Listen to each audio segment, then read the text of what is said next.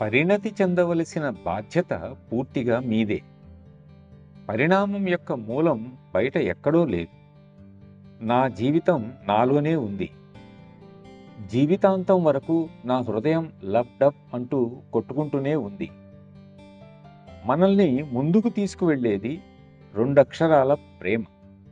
ఎందుకంటే ప్రేమ తనతో పాటు ఒక అనన్యమైన ప్రకంపనను తీసుకువెళుతుందని, ఒక విధంగా అది దివ్య ప్రకంపనలను కలిగిస్తుందని నేను నమ్ముతాను. అందుకే దైవమే ప్రేమ అని మనం అంటాం. భగవంతుడు ప్రేమించడు, భగవంతుడే ప్రేమ. మనం ప్రేమించినప్పుడు భగవంతుడు దైవం అవుతాడు, లేదా మనల్ని దైవంగా మారుస్తాడు. మామిడి చెట్టు కింద కూర్చోవడం, కలిసి ఐస్ క్రీం తినటం వంటి ప్రాపంచిక ప్రేమ కలాపాలను మనం చెప్పుకుంటున్న ఈ ప్రేమగా పొరపడకూడదు.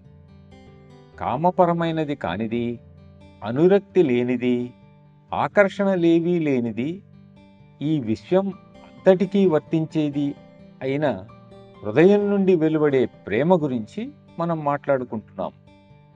ప్రాపంచిక ప్రేమను మనం అభిమానం అంటాం.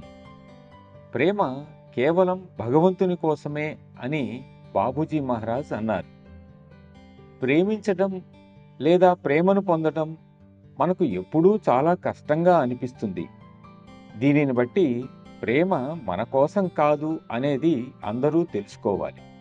కానీ మనం ఆ విధమైన నిర్ధారణకు రాలేకపోతున్నాం.